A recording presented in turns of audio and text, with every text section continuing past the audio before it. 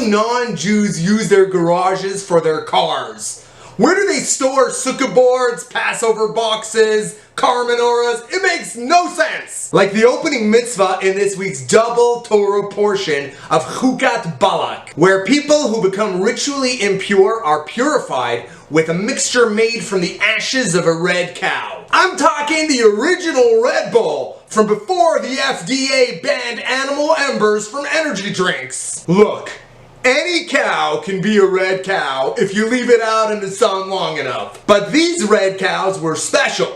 They had to be as red as an angry cardinal eating strawberries in a slaughterhouse. The cow cannot be used if it has even one white hair. Kind of like how my teacher told me that because I found a white hair, I can no longer attend preschool. The Torah relates that Miriam passed away, and the well of water that flowed in her merit dried up. The nation began making that ultimate Jewish sound, a chutzpah kvetch. So God told Moses to command a large rock to bring forth water. Moses hit the stone instead, but because he didn't follow instructions, God told him that he will not be able to enter the land of Israel. I don't get it.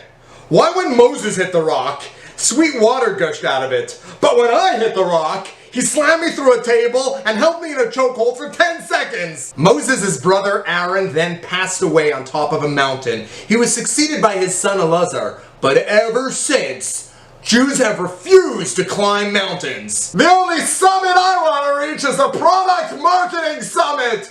That was postponed till December because of the coronavirus! The nation continued kvetching, so poisonous snakes attacked the camp and began killing people. God told Moses to put a brass snake on a pole, and anyone who looks up at it will be healed.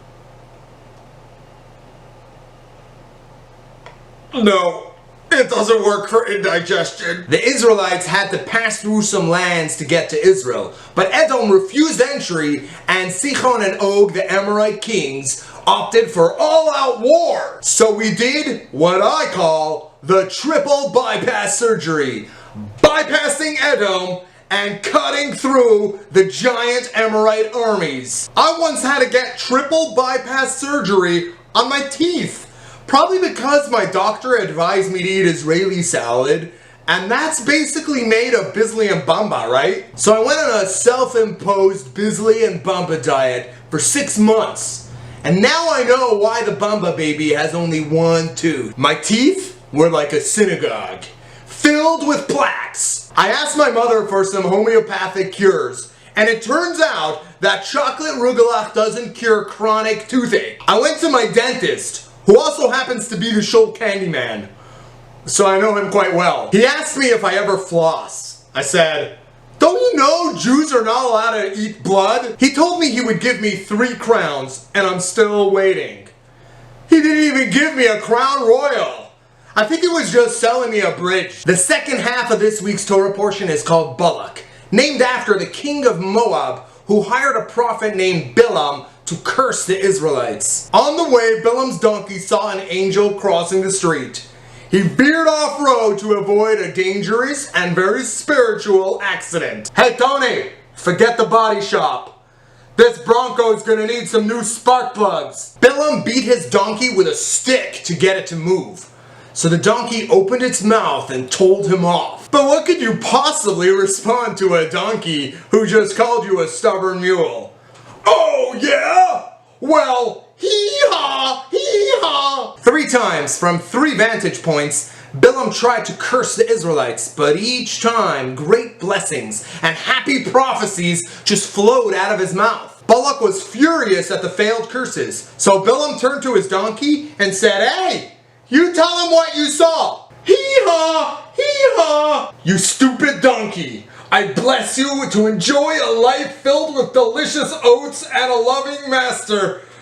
Banana schnitzel!" And that's when Bilam coined the expression, "Donkeys should be seen and not heard." Many Israelites then fell prey to the charms of the Moabite women and began worshipping an idol called Baal Peor. A high-ranking official took a Midianite woman into his tent, and a plague broke out. It didn't stop until Aaron's grandson Pinchas used his spear to kill the official and the woman in history's first double combo power-up move. And he was instantly offered a $36 million contract by the New England Patriots. That's the Torah portion in a double-sized Cholent bowl. Now open up the book for yourself and read it with some commentaries. And remember to never cut off Bilam in traffic, because he might respond by shouting, "Your driving skills are flawless!"